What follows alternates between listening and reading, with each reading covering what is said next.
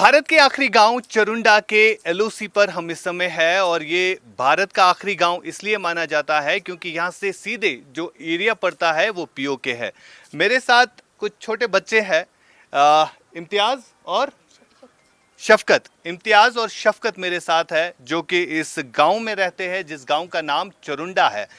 आप मुझे बताओ इम्तियाज, कभी आपने फायरिंग सुनी है यहाँ पे? मेरा नाम शफकत है। जब 2019 में सर फायरिंग हुई थी पुलवामा अटैक, तो यहाँ पे फायरिंग खुली थी।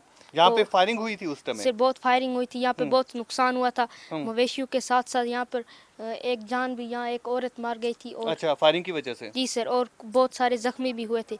और अगर आप जाओगे यहाँ सर, ये अभी आप फेंस के बाहर है, आप फेंस के अंदर जाओगे तो आप सब मंजर देखोगे पाकिस्तान के। वहाँ सजीवार गांव जो है और उनकी पोस्ट सब दिखाई देती है वहाँ से। तो उस वहाँ से जहाँ हम रहते हैं चरुंडा में, उससे आगे एक उसको कहते हैं बनी चरुंडा सर। अच्छा। वहाँ इलाका जहाँ ये इन लोगों की ज़मीन है सर, आगे आज उनमें नहीं जाने भी देते हैं। तो जहाँ ज़मीन है उसके साथ एक जंगल का फासला है। ऐसे जैसे ये जंगल है, हाँ। वैसे ही एक जंगल का फासला है वहाँ से पाकिस्तान। अच्छा। पाकिस्तान पहले जो होता था यहाँ से पाकिस्तान जाते थे, जैसे हम यहाँ से उड़ी जाते हैं। अच्छा, हम यहाँ से पाकिस्तान भी जाते थे जैसे लोग? हम यहाँ से थाजल जाते हैं, हमारे थाजल में रिलेशन से जो वैसे पहले पाकिस्तान हुआ करते।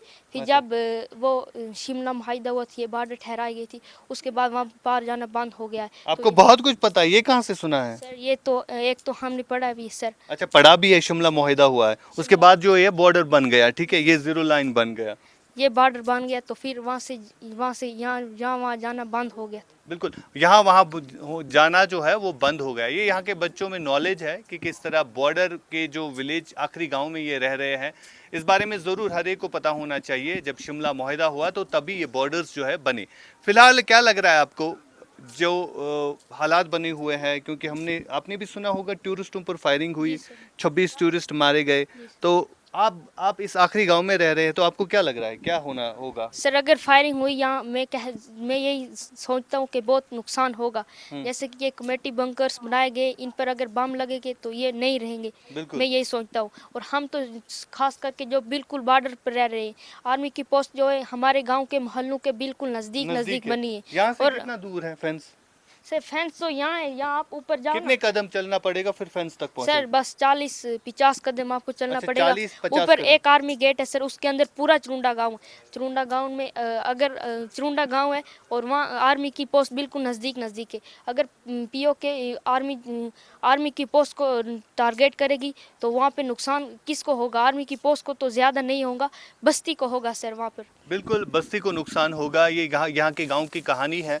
ये छोटे बच्चे जो है बिल्कुल सीमा से सटी के इलाका खेल रहे हैं आपस में और हंस भी रहे हैं, और यही मुस्कान यहाँ पर जो है हमेशा रहनी चाहिए। हालात जो है यहाँ के लोग मानते हैं कि पीसफुल रहने चाहिए, लेकिन पाकिस्तान और उनकी सेना पर कोई भरोसा नहीं है, कभी भी वो फायरिंग कर सकते हैं, जैसा हम 2 दिनों से लगातार देख भी रहे हैं। फिरोज़ आपको तस्वीरों के ज़रिए दिखाएगा, ये ज़ीरो लाइन का फेंस है और यहाँ से अगर हम ऊपर चढ़ेंगे तो बिल्कुल 10 ज़्यादा से ज़्यादा हम 30 जो है कदम अगर रखेंगे तो हम ज़ीरो लाइन तक पहुँच जाएंगे।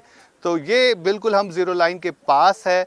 कुछ घर आपको तस्वीरों के ज़रिए दिखेंगे जो भारत के साथ है, जो भारत के गांव के घर है, जिसे चरुंडा कहा जाता है। और इस गांव को जो है कहीं ना कहीं यहाँ पर तमाम तर फैसिलिटीज़ जो है रखी गई है, बिजली, पानी, सड़क और मोबाइल कनेक्टिविटी का एक टावर भी आपको नज़र आएगा।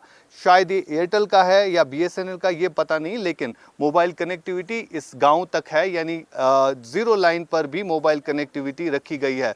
वही अगर हम उस साइड के इलाके की बात करें जो कि पीओके इलाके में पड़ता है, तो यहाँ पर कहीं ना कहीं लोग परेशान हैं, लोग तनाव में हैं, और कुछ लोगों से हम बात भी करने की कोशिश करेंगे जो यहाँ पर है। आप मुझे अपना नाम बताइए और कैसे हालात होते हैं तब जब फायरिंग होती है यहाँ पे? देखो सर, जब फायरिंग होती है बहुत डर का माहौल होता है यहाँ पे, लोग डर जाते हैं। तो अभी जो पहलगाम के अंदर जैसे हुआ है, हाँ। ये ठीक नहीं हुआ है। जैसे भी पाकिस्तान ने किया, ये ठीक नहीं किया है। बिल्कुल। हमें उम्मीद है मोदी सरकार इसका बदला ज़रूर लेगी। बिल्कुल। पाकिस्तान को इसका जवाब मिलेगा और मुंह तोड़ मिलेगा। देखिए, स्थानीय लोग भी मांग कर रहे हैं कि मुंहतोड़ जवाब जो है पाकिस्तान को देने की ज़रूरत है। जो हरकत पाकिस्तान ने की है, ख़ास तौर पर पाकिस्तान के भेजे गए उन आतंकियों ने जो हरकत पहलगाम में की है, उसका मुंहतोड़ जवाब जो है उसे देना चाहिए। ये ज़ीरो लाइन पर लोग कह रहे हैं कि अब वो चाहते हैं कि पाकिस्तान पर सर्जिकल स्ट्राइक के साथ साथ जितने भी आतंकी कैंप्स हैं उनको तबाह और बर्बाद करना चाहिए।